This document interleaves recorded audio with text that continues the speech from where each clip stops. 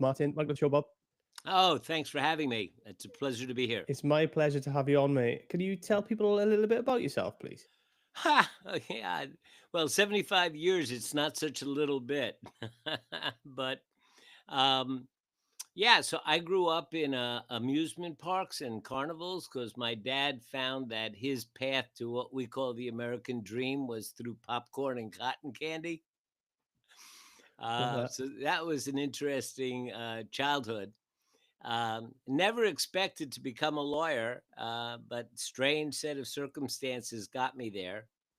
And just to give you a little time frame, my dad was born in 1898. Whew. So I was in college during the 60s and 70s, and then was a lawyer in Miami during the days when the movie Scarface Yeah, and Miami Vice during those cocaine cowboy days, those crazy days of Miami. yeah, So man. those were my days, and we hit the mob as a prosecutor. We hit the mob up on a civil case for a lot of money, and when I went out into private practice, they came to see me. It was a little scary at first, I have to say. And they basically said that I had to be pretty good because they had good lawyers, and somehow I managed to beat them. So they wanted to hire me. So I started out that part of my career as a mob lawyer, um, and it was interesting times.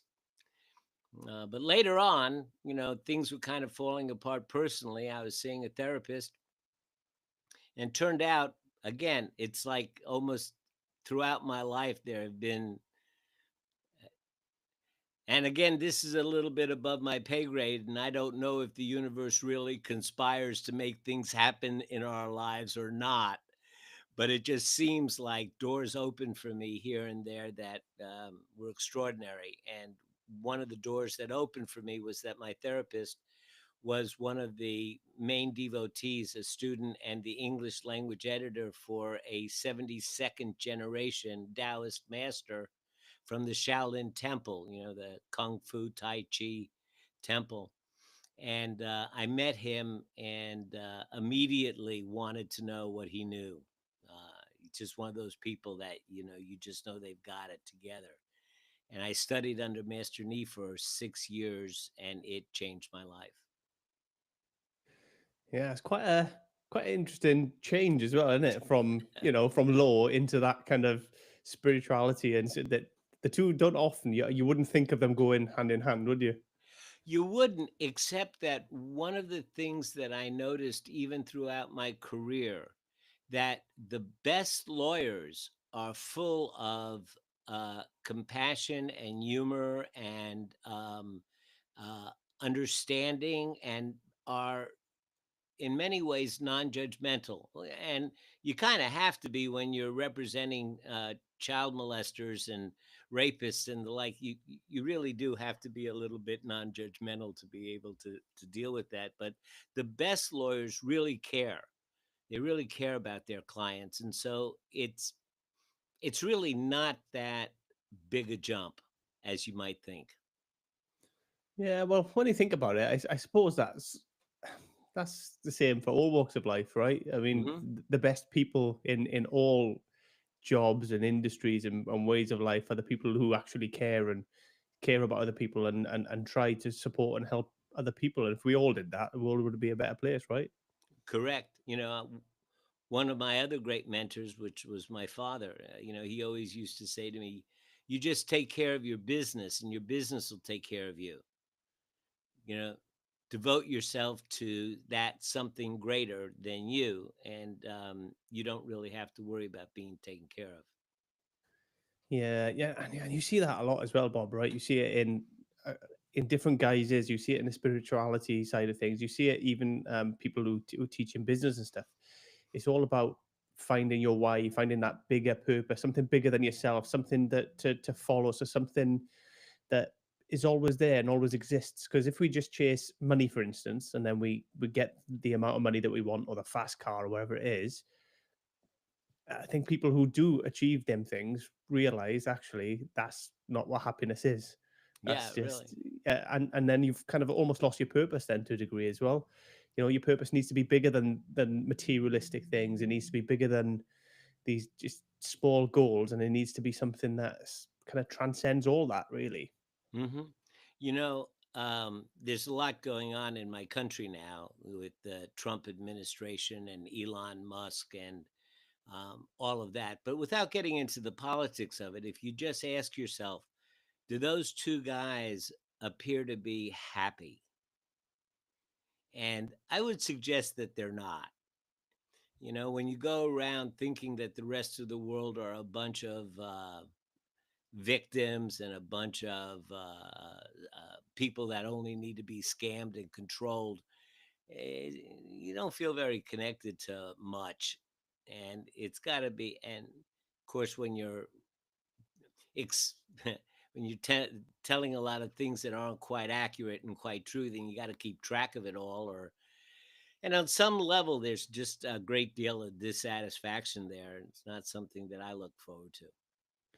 No, I think from my perspective, and it's not just a political thing. And obviously, I'm not in the US, so I have a Mhm. different view on things potentially than people in the US. But it's they're looking to kind of close everything down and isolate America, and that Mhm. to me seems strange. When you know that you prided yourself on being the global superpower and the the force for good in the world. Essentially, tried to be Mhm. tried to allow people to be free and kind of have a good standard of living, a good way of life for everybody in the world, and kind of championed that for such a long time. And then Mhm. it's kind of undoing that a little bit now by saying that we're going to close off from the rest of the world. It's us against everybody, and that kind of I don't know.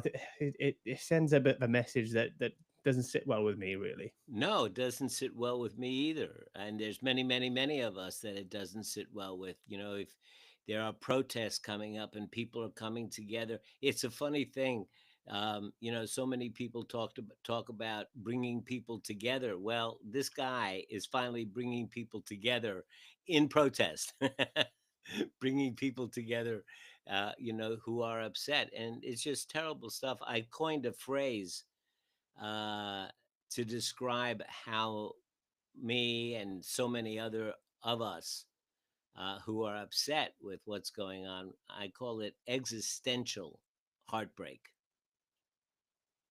And, you know, especially like somebody like me who spent 40 years as a service of just in the service of justice, 40 years, you know, working with people at the edge of existence and, you know, having as my backbone this idea of the rule of law and as a way of, you know, keeping the craziness of humanity in check in some way and to seeing it being it dismantled, you know, step by step is truly heartbreaking. And yet I stay happy. Yeah, and we've got to through it all, right?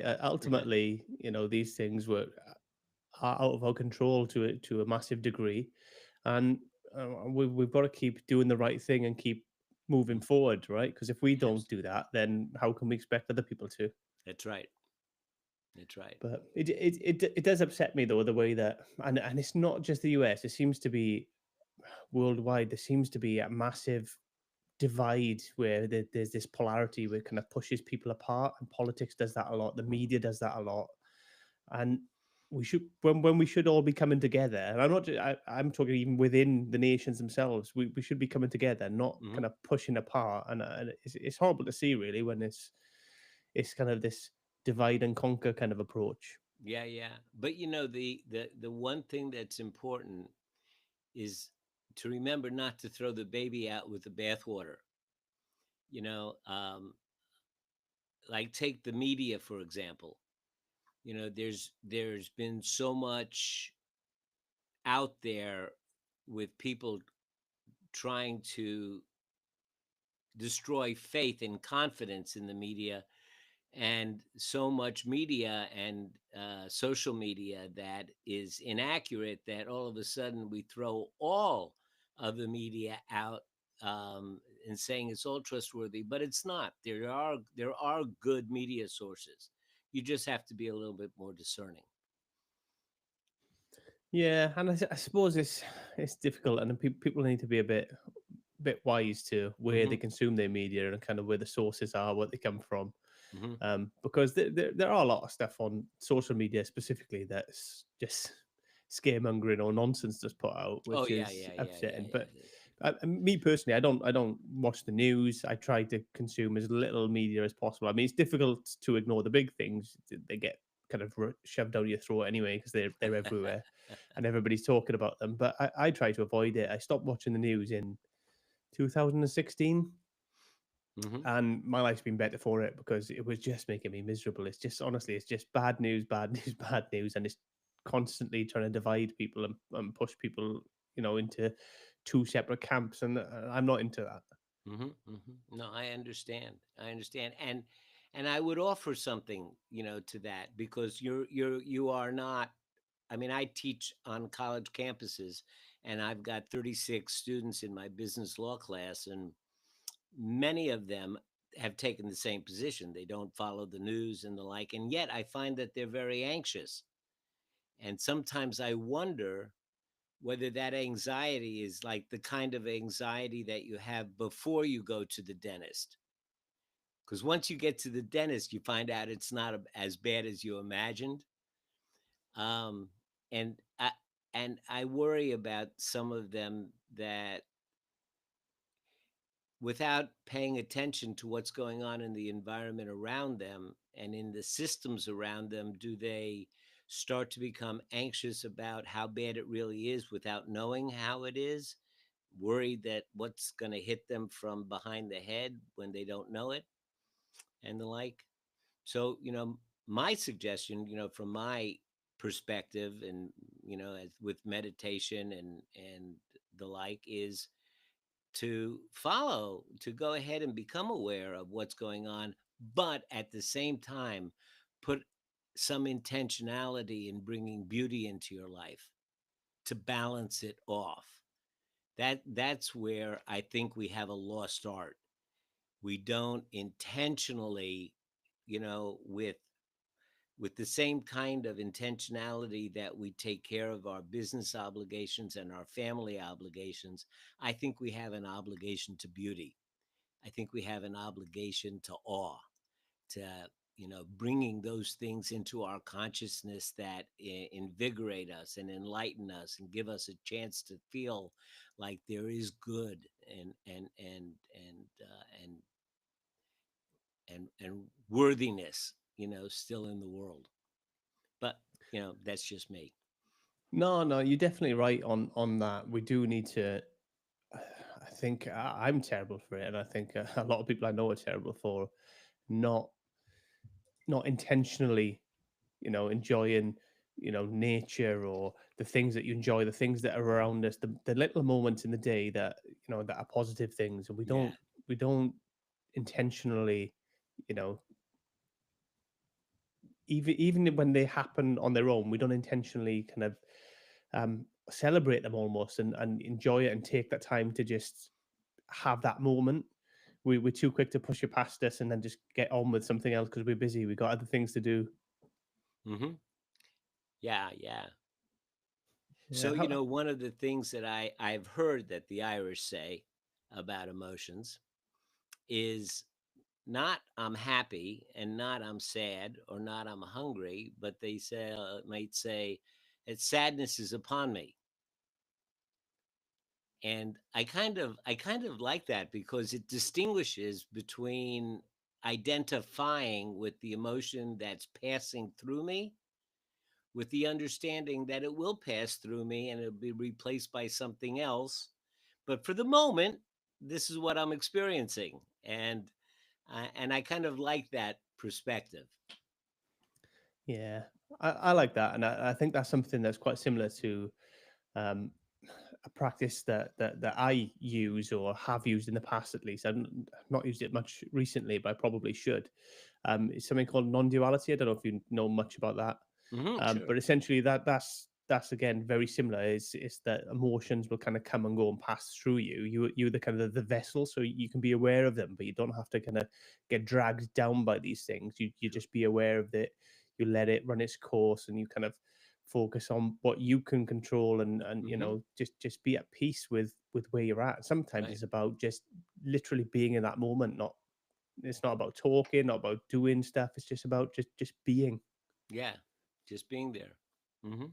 Yeah. That's, in that idea of the emotions kind of passing through you and not grabbing you and taking you down a rabbit hole, um, is when what in meditation we call being in your observer, because what's actually happening is that you are observing yourself be emotional, and from the position of watching your emotion, which is what we kind of, if you think about it, that's what we kind of do.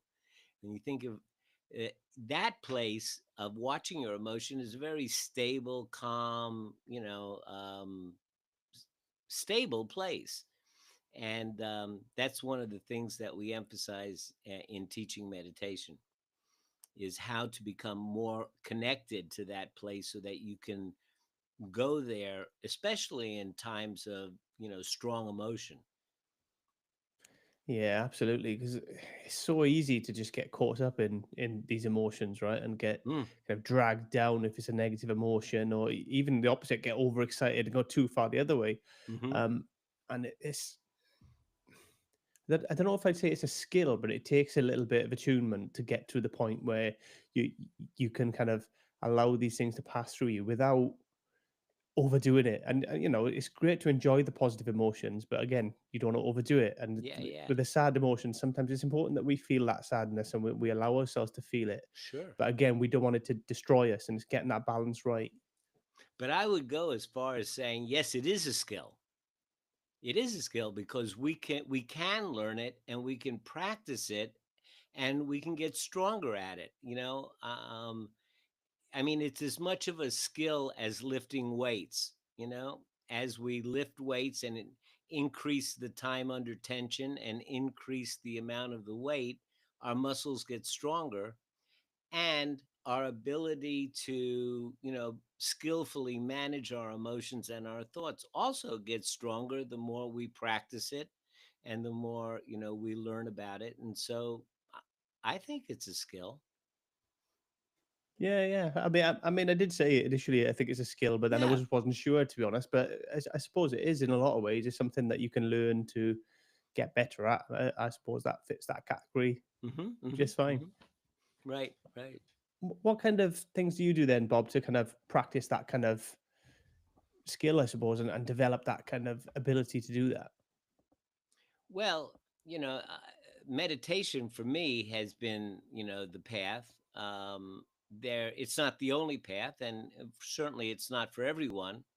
Um, but it's old, it's ancient, it works, it's effective, it's efficient, and you know it starts off with the 1 pound weights and it builds up to the 50 pound weights, and it's a process. And most of the folks that find out that I teach meditation, their first reaction is something like, "Well, I think that's great, but I could never do it because I just can't sit still because I can't quiet my mind, and my mind is just so full of thoughts, and I'm always thinking about things and the like." Um, and one of the first conversations that I have with the new student is to talk about those misconceptions and say, well, that you'll never quiet your mind. I mean, I've been meditating for 20 years, and I still have those voices in my head and the like. Sometimes we refer to it as the committee in your head, which is telling you, it wasn't good enough, you're not good enough, and you're not going to be good at, and all the fear that you have for public speaking and thinking about what other people are going to think about you, and all of those thoughts that go through your head. I still have them, um, although I have befriended them, And I kind of giggle when they speak now, so they don't throw me anymore. They've become less powerful, but they're still there, and there are environmental and evolutionary reasons why we have those thoughts, because we didn't evolve for the culture that we're living in now. We evolved as hunter gatherers. We evolved in an environment that required a lot of physical energy during the day and a very low density caloric diet like wild onions and berries. And it also was a time of working hard during the day and relaxing at night. um, and we're just not, we're not evolved for that, and our mind is still the mind of the hunter gatherer, so we're always scanning for danger. Our mind is always looking for what it is that's bothering us.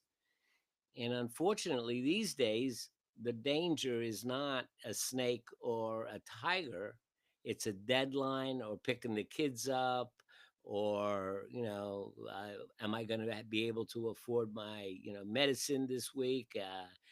Should I get that new job? How's my interview going to go? So it's kind of becomes this chronic, undifferentiated stress that we experience. And our mind is always looking for the source of our stress, but because it's so diverse and so grayed out, we really can't identify it. And so that causes us even more stress, um, because we just don't have a mind that is evolved for the culture that we're living in, for the environment we're living in. And so we do have to take some kind of intentional measures to adjust our mind and become more skillful at managing it. If we don't, then we're just subject to whatever the world throws at us. Not a lot of control Yeah, and then that makes us feel helpless and more stressed a lot and of the more time, and then stress. we get stuck in that horrible place that we feel trapped, and then we're stuck in this job that we don't want to be in, and we have to do all these responsibilities that we don't want, and it all comes down to not being intentional with what you're trying to Hmm. achieve and trying to do, really. Yeah, really, really, absolutely. So there's all kinds of little changes in that. So I teach two courses. One is the business course. I also teach meditation on campus as well as in my private practice. And um, sometimes you say things and you have no idea how much of a difference it makes in somebody's life. So one of my students in the meditation class was saying, I just feel like I always have to do things. I have to go to class. I have to do this. I have to do that. So I just, kind of offhand suggested, well, why don't you substitute the words get to instead of have to? So instead of saying I have to go to class, say I get to go to class. And it it was amazing because at the end of the class, when she wrote her final reflection, she and many of the other members of the class said that that was the highlight of their whole class. That was the highlight of the whole class. They remembered that more than anything else, and it made such a difference. And so that those little changes of perspective and how we see things can make a huge difference in how we respond to life. Yeah, I think how we frame things is so important, right? Because we could do the same things, but how we frame them in our mind and how we look at them, how our outlook is, it directly. I mean, look at the placebo effect, right? It's how you think about things Hmm. can have a massive impact on you physically, not just mentally. So that's how powerful framing things in your mind is. So, Hmm. and I Hmm. think I think for me, I don't know what they do now in school. It's been a while since I've been in school, but I mean, they never taught you any kind of skills like that when you went No. through school, and no life skills, not how to manage stress and handle these things. And I think these are so important, and it's something that everybody needs going through life. And I It, would love to see them do more of that in kind of how people kind of mentally approach things and how they frame things in life and how they get the most out of living day to day, because there's going to be stresses, there's no avoiding that. Hmm. That is the nature of life. But there's also going to be amazing opportunities and some beautiful things that we encounter, and some great people. And I think we need to teach our kids how to make the most of life in general, not just how to do math and English. Then it needs to be an extra layer on top of that. Yeah, yeah. I had a sometimes I do a lot of pro bono work with kids in the foster system, whose parents have been abusive and they've been put into foster care, or kids in the juvenile justice system that have, committed what if they were adults would be a crime, and now they have to, be subject to probation, or sometimes even, be in a juvenile hall. And I've done classes with them, and um, it's funny, the younger the kids are that look at um, looking at their thinking, okay, they take to it like fish to water. I mean, it's so much easier. They have such less conditioning to have to work against, that it makes such sense to them. And I remember there was one young man who said to me after, during our weekly meeting, as he said, that I was on the playground with, I don't remember the guy, Johnny. Let's say I was on the playground with Johnny, and he pushed me, and I really felt like I wanted to hit him, but I went over to the bench and I did my breathing, and I started thinking. And I thought that if I go back and if I hit him, then we'll probably never ever be friends. And this kid was 12 years old. So, what a difference it makes when you teach children to not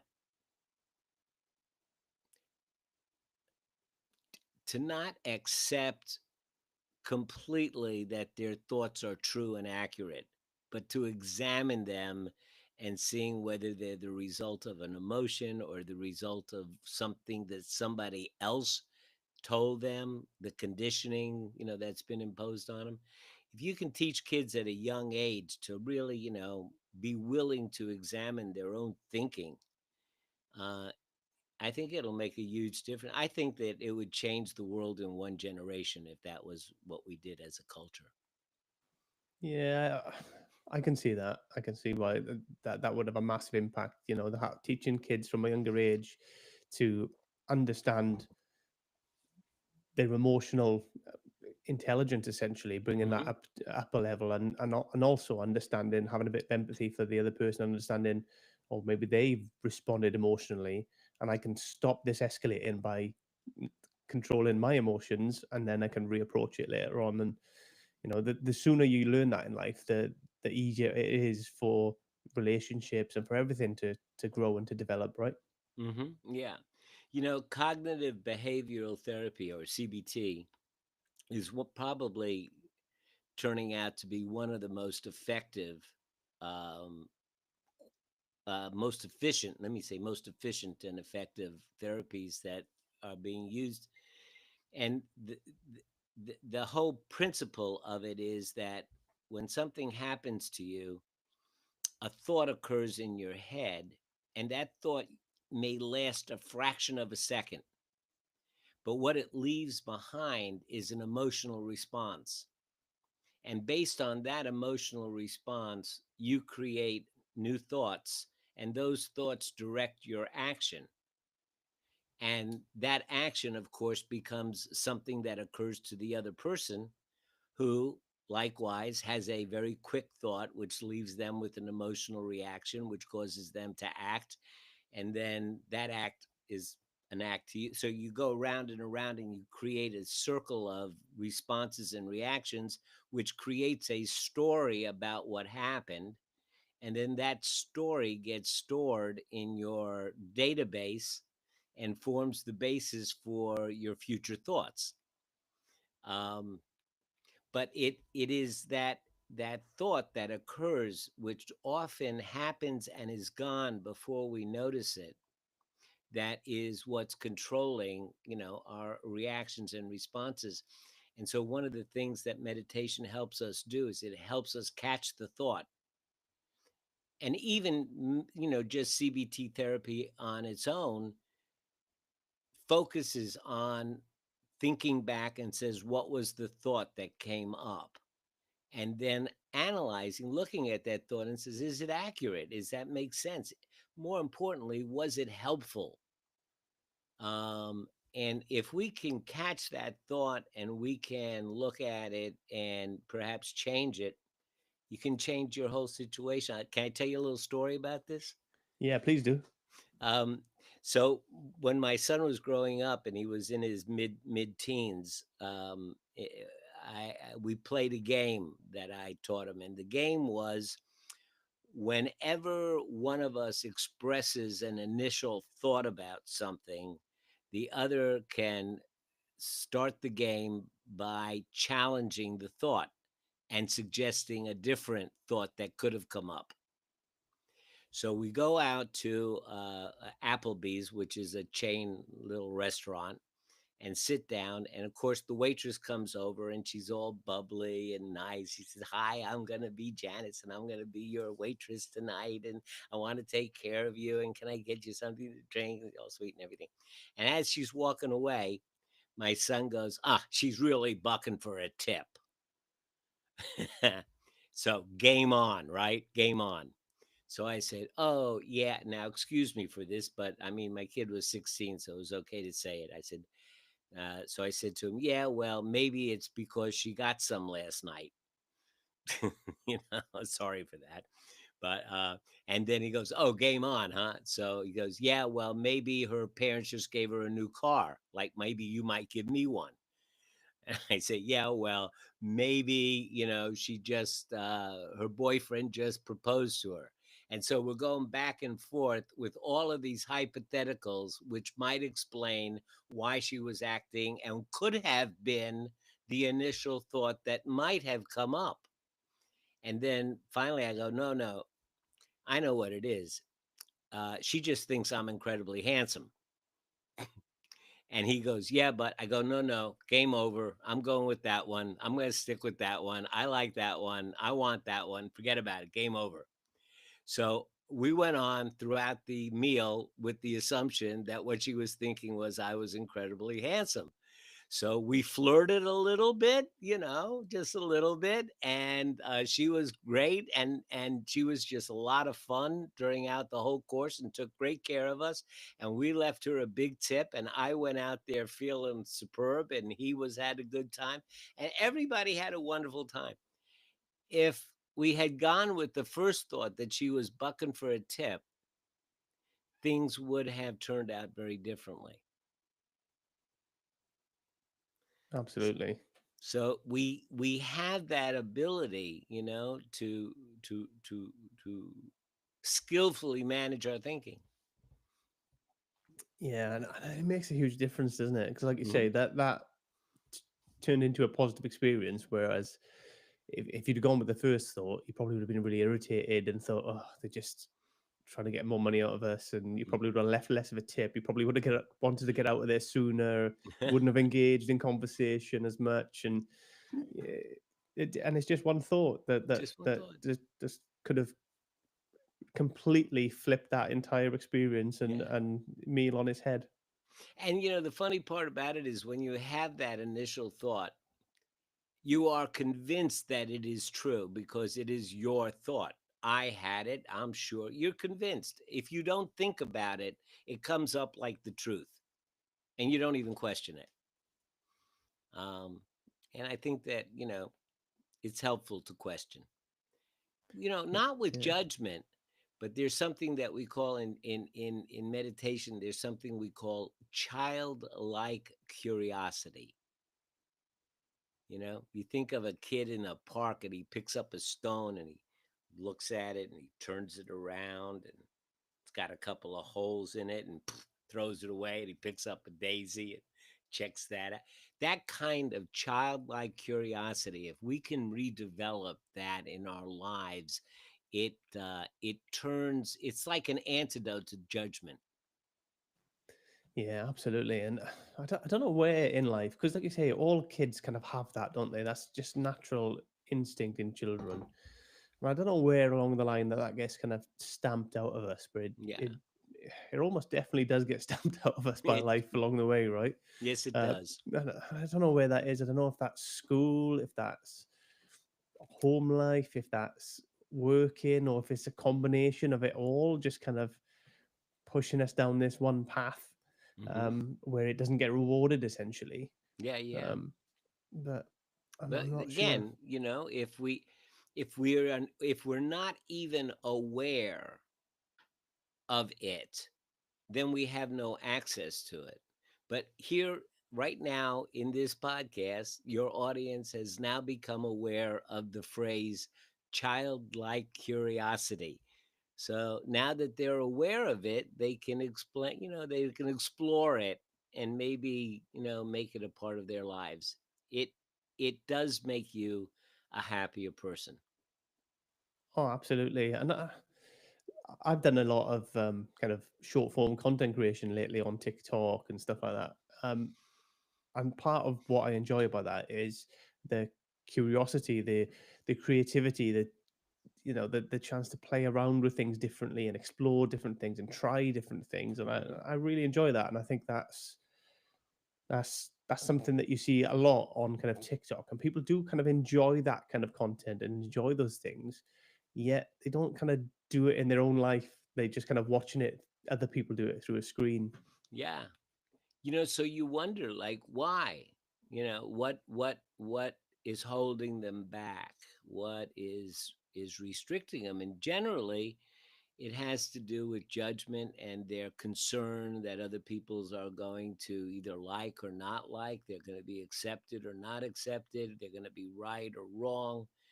The idea of wanting to be right, we put so much energy into wanting to be right, or at least not wanting to be wrong, that it stifles us. Um, Yeah, I think it comes to down to like a fear of losing some social. So I can't get my words out now. Social status, because hmm that's kind of important and kind of ingrained in us from, again, evolutionary from years ago, right? Where being high up in a group kind of probably meant you'd have a bit more food, you'd probably be a bit safer.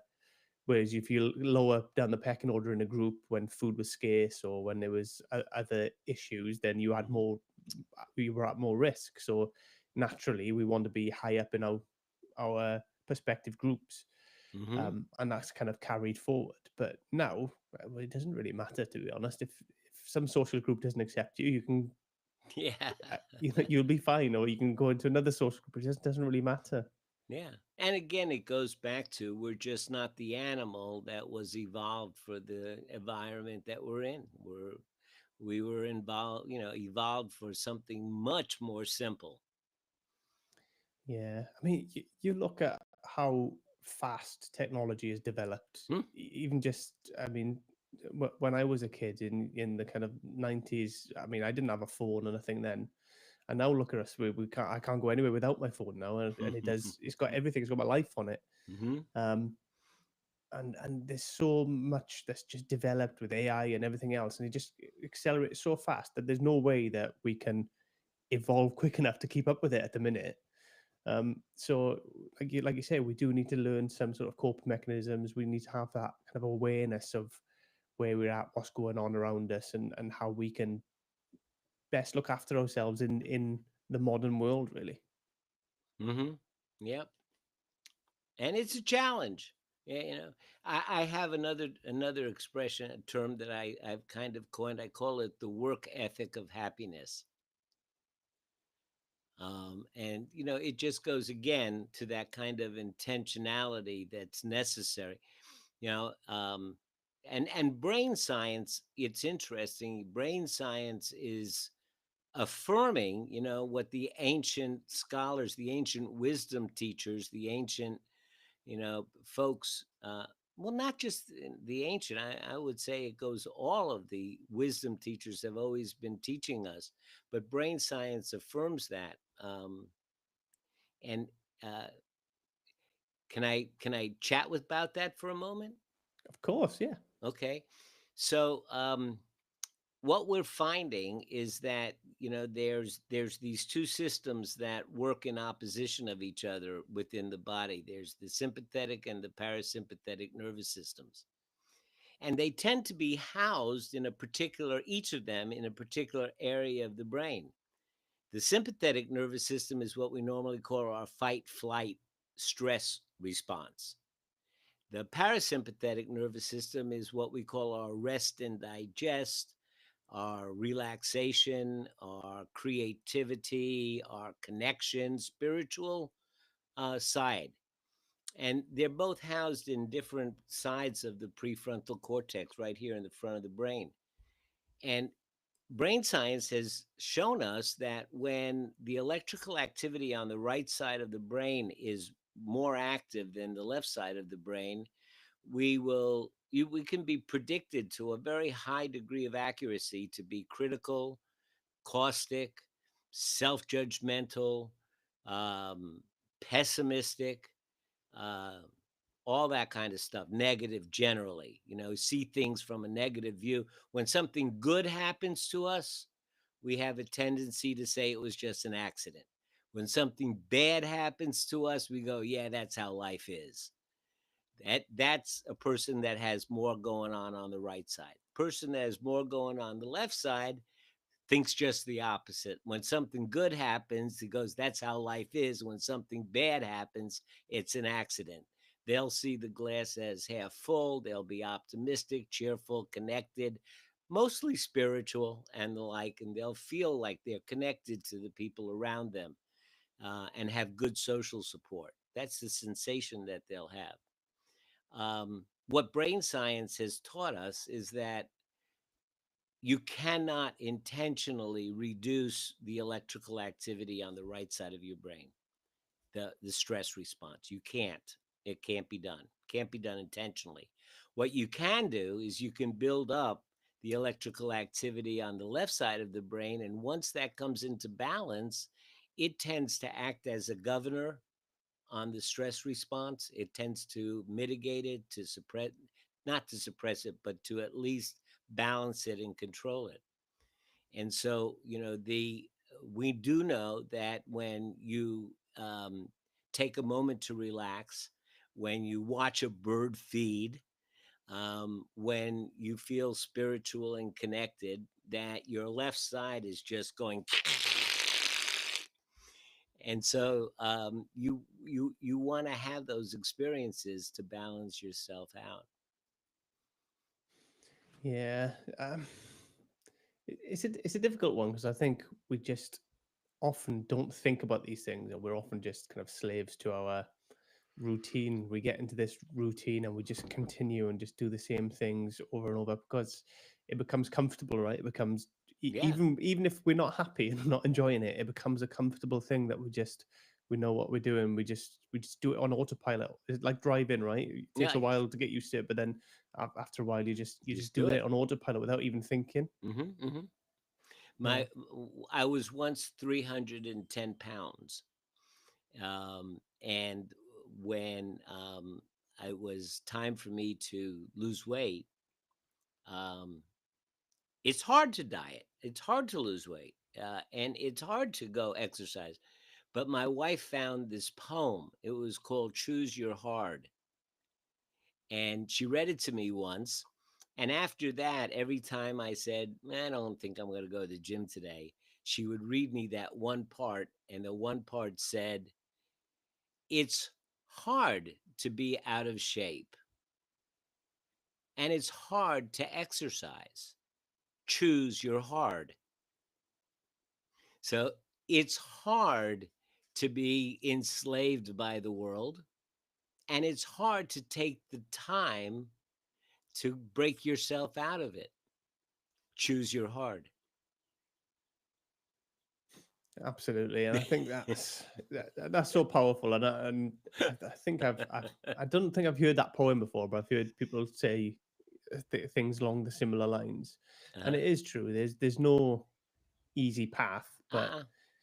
I think that the way I kind of look at it and the way I think about it is there's always a price to pay somewhere.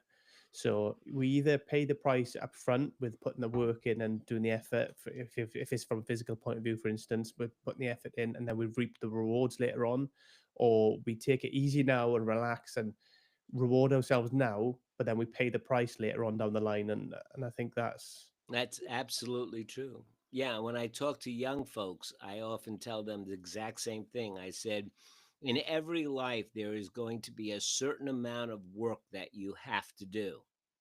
The only choice you have is when you do it. If you do it as a youngster and you spend your time working hard at your studies, you can coast for a lot of the rest of your life. You can have a job in an office and the like, or a job doing what you love doing and coast, basically have an easier life. Or you can take it easy when you're young and you can work in construction for the rest of your life. yeah, and it becomes less fun as you age. That It does. Yeah, less and less fun as you go along. No, but it is right, and that is, that there is a price to pay somewhere along the line, and you choose where you pay that price Hmm. ultimately. And it's difficult when you're young because you don't see it that way. You don't No. see that, and it takes somebody with a bit of wisdom to kind of help you with that. Hmm. But if the ones that can and do see it are the ones that have go on to enjoy and have really good lives because they put the effort in up front and then they reap the rewards later on. And that's 9 times out of 10 that is the best approach. Hmm. Yeah, they did this experiment called the marshmallow experiment. Yeah, There are a bunch of YouTubes. If you Google the marshmallow experiment, you get a bunch, and they are hilariously funny. And the way that they did the experiment was the investigator would be with a young child, um, like 6, 7 year old, 8 year old child, and he would put a marshmallow on the plate in front of him, and he would say, "If you don't eat this marshmallow by the time I come back, I'll give you two marshmallows." And then the investigator would leave the room. And they're filming the kid, and all these films are on YouTube. And it's so funny because some of them sit there and they look at the marshmallow.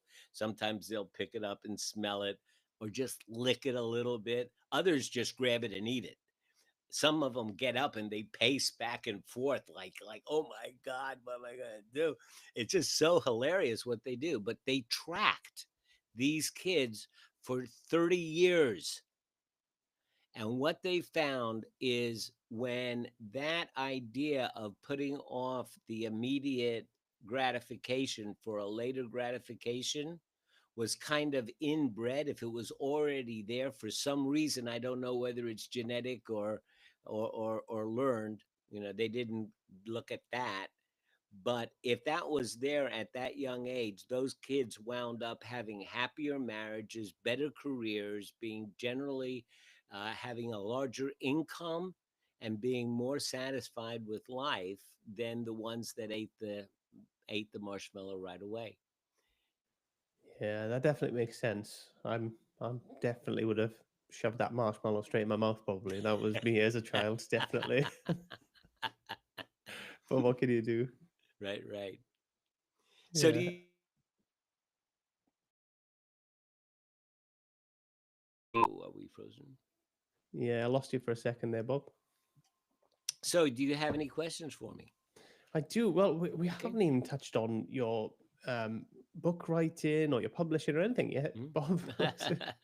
That's where I was going to go next. So, Okay. tell me about the books that you've written, and why did you kind of go into writing books after your law career?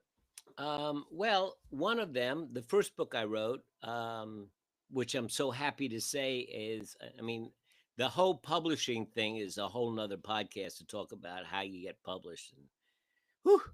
So the first one I wrote, I didn't know anything about the publishing industry, and so I got taken by a bunch of sharks, and it was a terrible experience. But I eventually wound up self-publishing it, and it kind of I've sold a few thousand copies, and it sat. But I'm so excited to say that my publisher of my second book has looked at my first book and now is going to publish it traditionally. And so I'm so excited about that. It's going to be released in a couple of months. But that was a thought experiment because it happened a few years after, the attack on the United States in September 11th attack on the United States, where the World Trade Center was bombed by the two planes. And after that, there was a lot of war going on, and it was mostly religious tainted. The Shia and the Sunni were, they were fighting each other. We were fighting both of them. The Muslim, and then there's the Jewish Palestinian things that are going on and were going on then. Um, and it seemed like everybody was running around killing people in the name of God. Now, I have to say, that my folks, my dad was Hungarian royalty, and the Bolsheviks invaded Hungary, and they killed all the royalty, and my father escaped. So we have no ancestors of any to speak with on that side.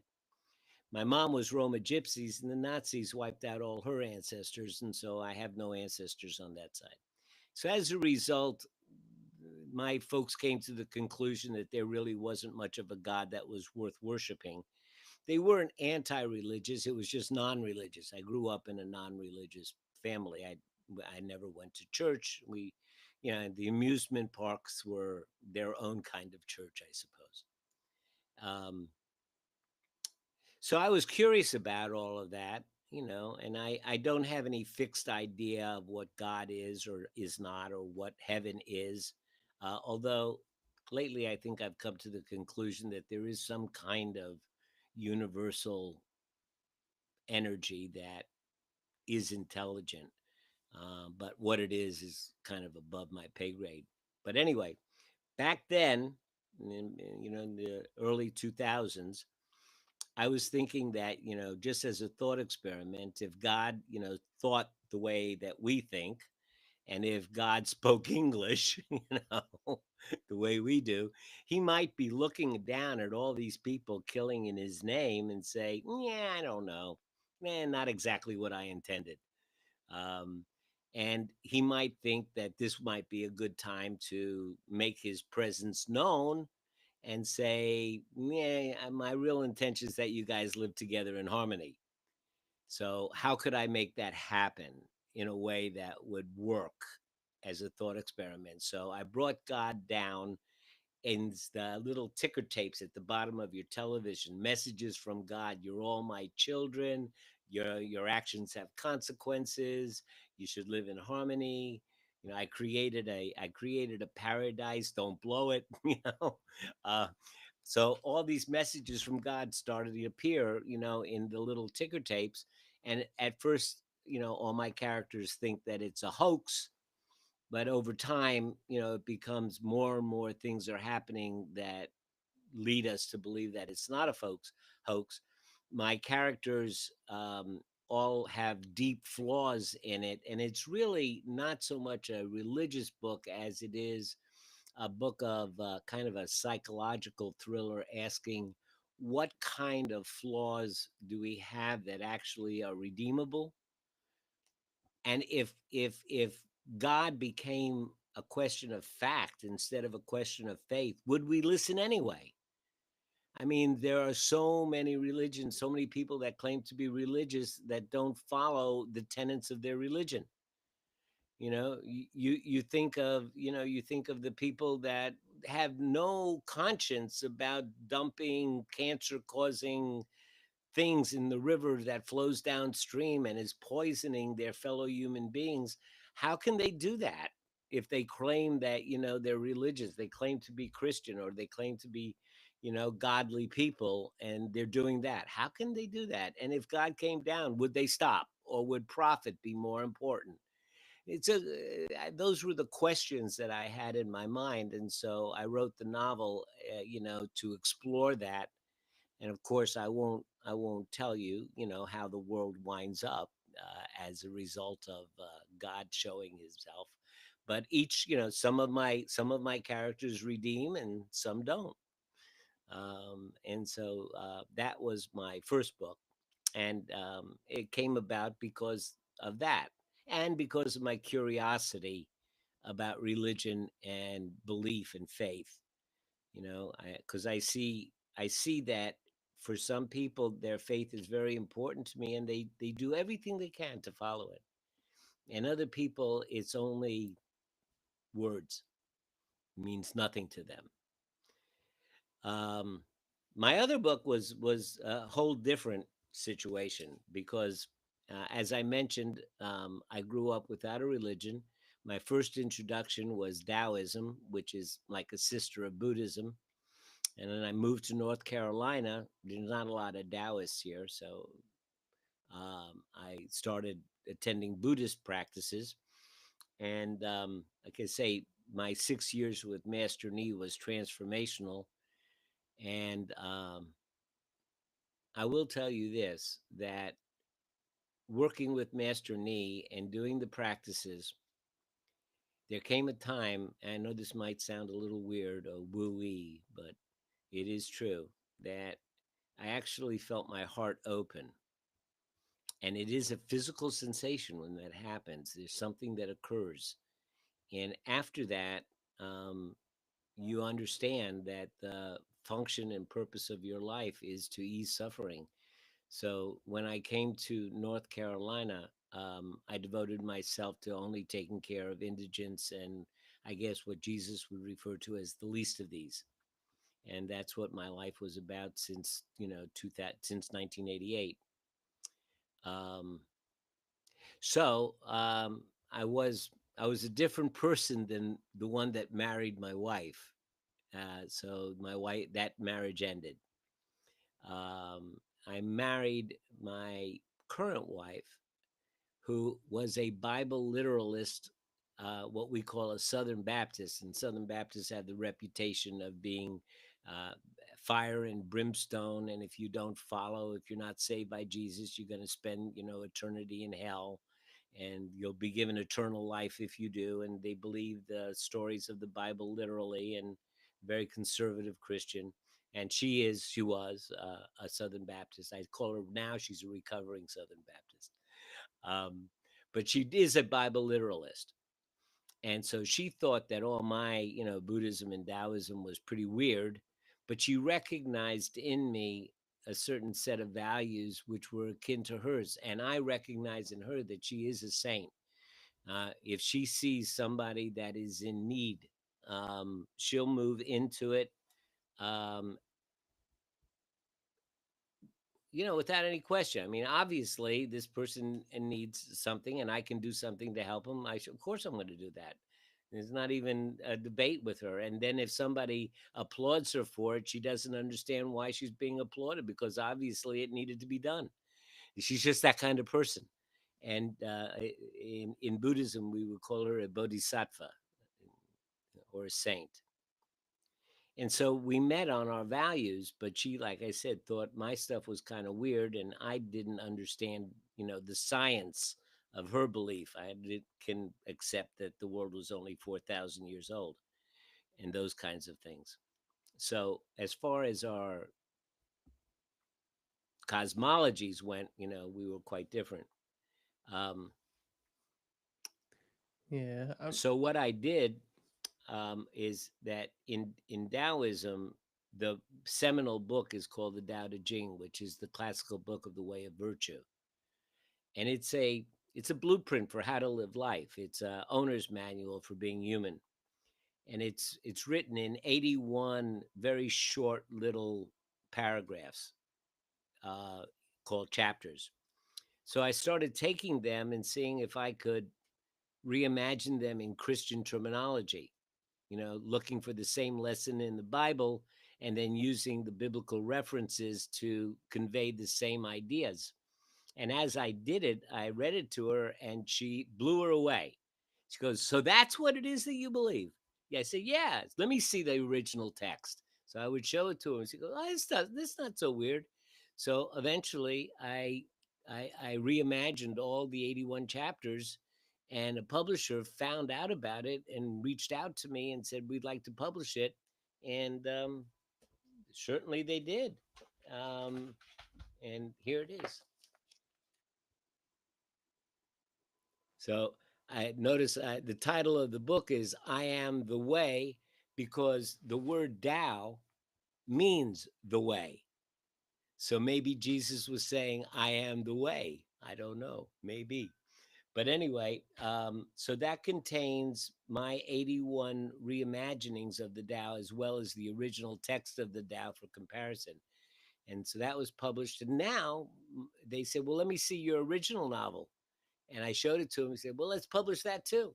So that's presently going to be released in about a month. Love it. Love that. I'm not a religious person, Bob, but I do see the value in it, and I see, and I think there's a lot of different religions out there, and I think we should be looking at the common ground in those as well, because there's common themes that run throughout, and a lot of it is about helping people and helping each other and bringing communities together. And I think that's something that, even if you're not religious, that you can kind of believe in, and Mm-hmm. you can get behind. And I think it'll just make the world a better place if everybody kind of came together on that, really. Mm-hmm. Well, when I was introduced to Taoism, it was through my therapist and Master Ni, and I was not religious either. But there's no God or any kind of supernatural beings in Taoism. The symbol, well, which I have it right here, the symbol, the Tai Chi. So, Yeah. d- do you know what the symbolism means? No, explain it to me, because I probably don't have a clear understanding, to be Okay. honest. So normally you'll have the black, which is yin, with this white dot, which is yang, in it. And normally you'll have the white side here, which this is just colored, but you'll have the white side here, which is yang, and there'll be a black dot in it, which is yin. Well, this black dot inside of yin is yang, but it's not a dot, it's a seed. And the seed will grow, and it will transform yin to yang, and yang will be transformed to yin. So, what the symbol symbolizes is that the universe is cyclical, that day turns to night and night turns to day, that winter turns to summer. But what most people don't understand in the symbolism is also that the time to advance will change to the time to retreat, that the good times in our lives will change to bad times, but the bad times will change to good times. And if you look back at your life, you'll see that there has been this ever going cycle where there are times when it seems like everything you do is brilliant, and there are times when it feels like you're just walking in mud. And if you wait long enough, the time will change, and it will become the time when you're brilliant again. And so, what Taoism teaches is it teaches, number one, well, basically going with the flow. But going with the flow in such a way is that if I notice that this is a time when people are not listening to me, then perhaps I should shut up and not try to force it on them. But I should use the time to consider my presentation and refine it, because I know that the time is going to change when they're going to turn to me and say, oh, Bob, now what was that you wanted to tell us? And when they do that, I should be ready to say it in the most effective and efficient way possible. And so, what Taoism teaches us is that there are all of these different times in our lives, which is the flow, and then how to align ourselves appropriately with that flow so that we're being effective and efficient. Um, when we one day we were with Master Ni, and we asked him, why do they call him Master? And Master Ni was always chuckling and giggling, always chuckling and giggling. And he said, oh, he said, because I have mastered life. And then he walked off. And we go, well, that didn't give us very much. So we ran after him. He said, Master Ni, what does it mean to master life? And he turned around, and his face became serious, which indicated he was about to tell us something that was important. And he said, when you have learned to interfere with things the least, yet have the appropriate impact, and knowing what the appropriate impact is, you have begun to master life. So, what he was talking about was a life that was responsive, effective, efficient, and worked without much effort. And I have found that those teachings really get you there. Yeah, that's pretty powerful. That actually, isn't it? And I think, yeah, I'm definitely not at that point. So it's No, no, neither am I. no. Neither am I. No, I think you have to go to a monastery and be a 72nd generation. I mean, there's wisdom passed down for 1400 years. I think you have to be a monk in order to get there. But we can move in that direction. Let me give you, the example that he gave us. He said, if you're out in the ocean and you want to swim to shore, there are three ways to do it. One, you can panic and drown, not the best way. Two, you can just determine that you're going to swim to shore and just swim to shore. And you will get there, but you're going to be exhausted. The third way is to take a look at the flow. And you'll notice that at times this tide is going towards the shore, and at times it's pushing you out to sea. Now, if you align yourself with it appropriately, when it's going towards shore, you're going to put out all of your effort and all of your energy, and you're going to work with all your greatest effort because you will make the most progress then. But when it turns around and it goes against you, you just need to rest and put out enough effort so that it doesn't push you out to sea. You just hold your place and wait until the tide turns, and then again put out your greatest effort. There is a time to put out effort, and there is a time to hold back. So if you can live your life that way, you'll find that it's effective, efficient, and interferes the least with others. Yeah, I like that. I like that a lot. Yeah. Bob, Hmm. where can people kind of find you if they want to connect with you or they want to learn a bit more about you or even get hold of some of your books? Yes, yes. It would be at a wiseandhappylife.com. And I have a couple of free ebooks that I wrote about what meditation is and what it's not, about ways of relaxing. They're free, they're downloadable, they have no obligation to them because, a lot of people ask me those questions. I figured I might as well just put it down in a book and give it away. I like that. I'll pop the link in the show notes to make it easier for people to find that stuff and explore it because it's definitely something I'm quite intrigued about the Taoism and stuff like that. It's Hmm. I think it's something that most people can get behind. Really, this is Oh yeah. Could I read you? Could I read you yeah. Please one do, please do, please passage do. from the Tao? Okay, pick a number between 1 and 81. We'll just be random. We go 39. 39. Okay.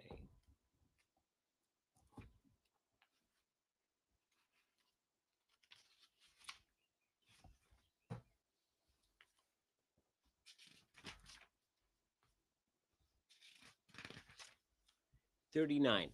Okay. So let me just explain a couple of terms. When in the Tao Te Ching, when you mention the master, it's referring to either a person who has gained some skill in living or the superior parts of your own personality. Okay. And when it refers to the Tao only means the way. In other words, the way of living life effectively and efficiently. Okay. So this reads, and this is from the original Tao Te Ching: the masters of old attained unity with the way, the Tao. Heaven attained unity and became pure. The earth attained unity and found peace. The spirits attained unity so they could minister. The valleys attained unity so they might be full. Humanity attained unity so that it might flourish. Their leaders attained unity so they might set the example. This is the power of unity. Without unity, the sky becomes filthy. Without unity, the earth becomes unstable. Without unity, the spirits become unresponsive and disappear. Without unity, the valleys become dry as a desert. Without unity, humankind can't reproduce and becomes extinct. Without unity, our leaders become corrupt and fail. The great view the small, the great view the small as their source, and the high takes the low as their foundation. The greatest asset becomes their humility. They speak of themselves as orphans and widows, thus they truly seek humility. Do not shine like a precious gem, be as dull as the common stone. Now that's typical of that old Chinese, very packed. It's very deeply packed. You really have to pull that apart and unpack it. That's how the Tao is written. Can I read you what my interpretation was? Yeah, go on. Now this is written in a Christian vein so that it would be more accessible to the Western mind.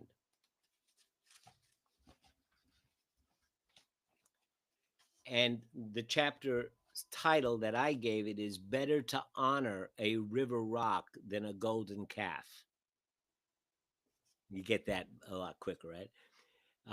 And I have a quote from Marley Marlin. The earth does not belong to us, we belong to the earth. And so this is what I wrote. Since the beginning of time, there have been those that live in accordance to the way. For the Son of Man came not to be served, but to serve. Understanding the unity of God's work, they are content to be humble and seek their place in the whole. Seeing the world thus, they make use of the sun and the rain. The earth is stable beneath their feet, and the valleys are made fertile. Their eyes are set on building solid foundations, and the leaders rule with compassion and justice. There have also been those who choose to live in accord with only themselves, not understanding the connectedness of creation. They dirty the earth, pollute the earth, cause the valleys to be barren, set their eyes on gilded penthouses, and their leaders rule with greed and hate. Better to honor a river rock than jade and a gold calf. So you see that's unpacked a little bit more accessible to the Western mind. Um, and once my wife read it when it was completed, she said to me, all the ministers that I've ever been in front of it told me what to do and what not to do and what's a sin and what's not a sin and how I need to get to heaven, but they never explained Jesus to me the way you have. Yeah, I like that, and I like the fact that it's a lot of it is thought provoking, and it's about principles. It's about a way of living rather Mm-hmm. than do this, don't do that, do this, Right, don't. right.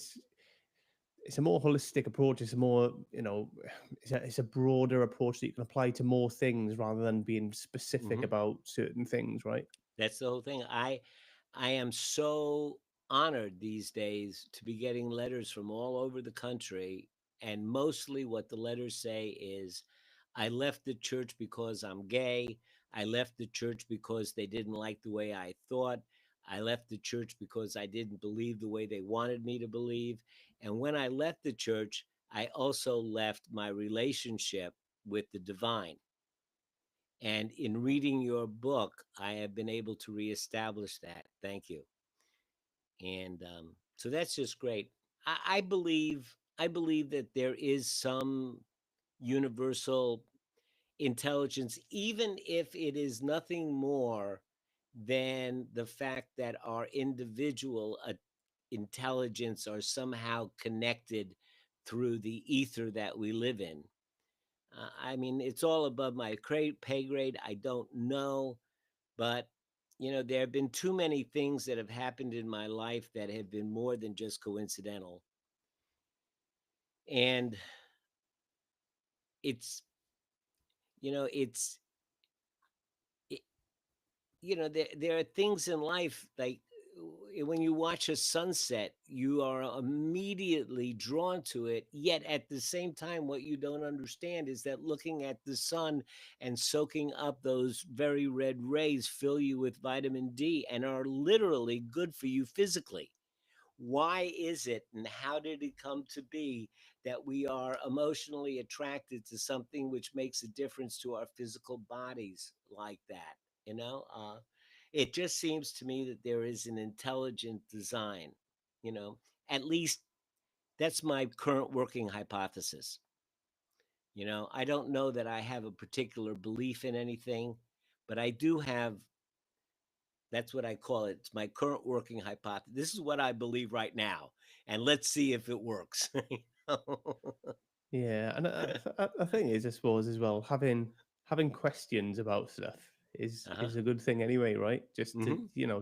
to question things, because it's so easy to just accept everything, Yeah. and it's important, I think, that we have questions and that we explore different ways of thinking and different things, and we could be wrong most of our life and then discover something that is correct. But ultimately, it doesn't really matter as long as it works for us. Right. Because I'm a scientific person, really. If I would class myself as that, and I believe in science and this, that, and the other.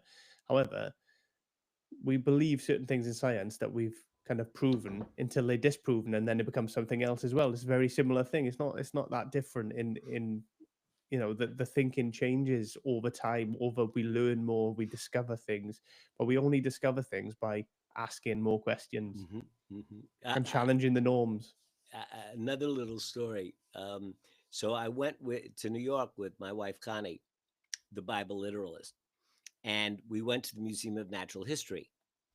And I said, I got to go down and see Lucy. Lucy was the first humanoid skeleton discovered in Africa, and they have her at the Museum of Science, the Natural Science in New York. Got to go see Lucy.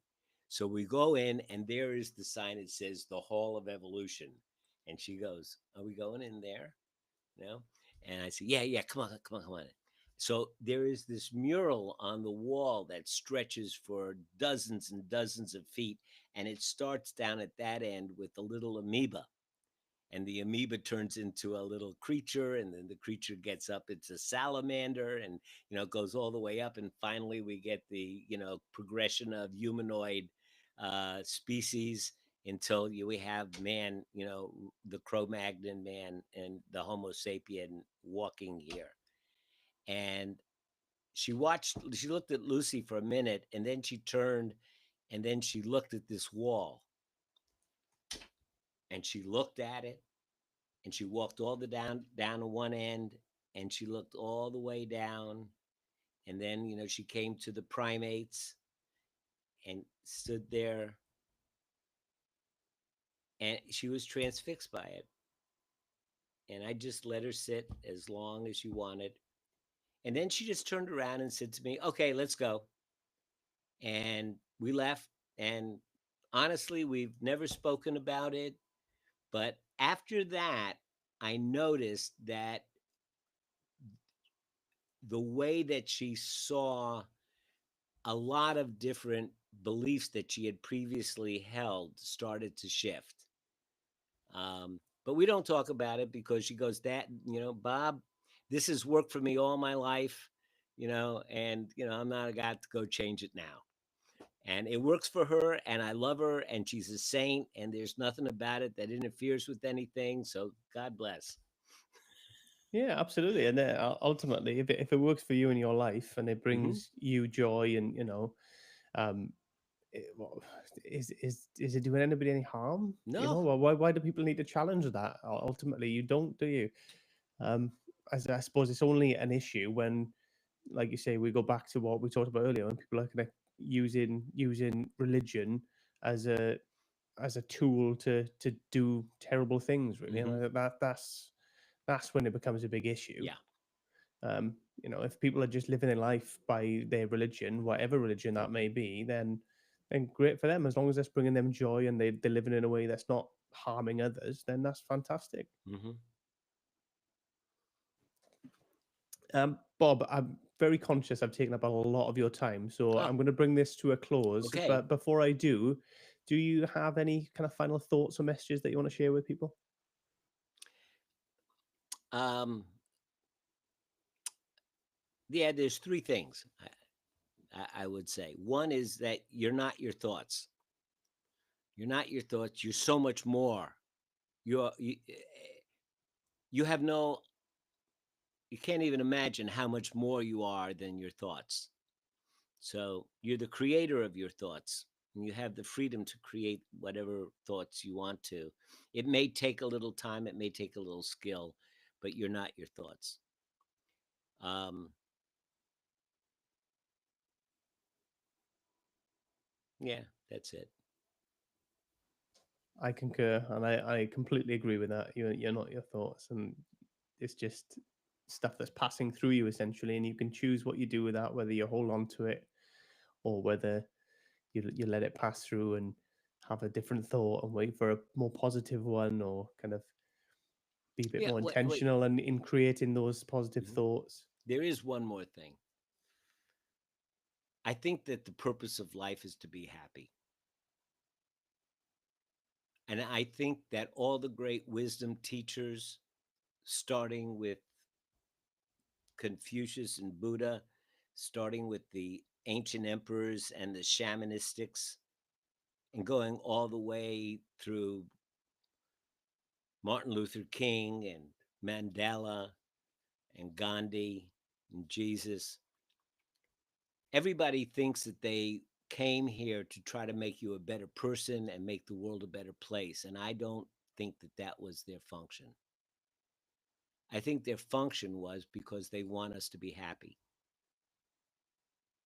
It just so happens that to be happy, the path is to be a kinder, gentler, more generous person. Because you notice that people that are greedy and hateful and ignorant are not very happy. So it just so happens that the two paths coincide. But I think that the purpose really just be happy. Yeah, absolutely. Um, Amazing, Bob. Honestly, I could talk to you for ages. I really appreciate you coming on today and sharing your thoughts with us and your books and stuff. And I hope people do kind of dig in a little bit, because I think there's a lot of value there and a lot of Thank you. positivity that people can take into their daily lives, really. So Mm, I really appreciate you talking to me today. So thank you so much. thank you. And thanks for the work you do and having a platform that lets people like me come and blabber on. It's my pleasure. I've enjoyed it. Thanks, Bob. Take care.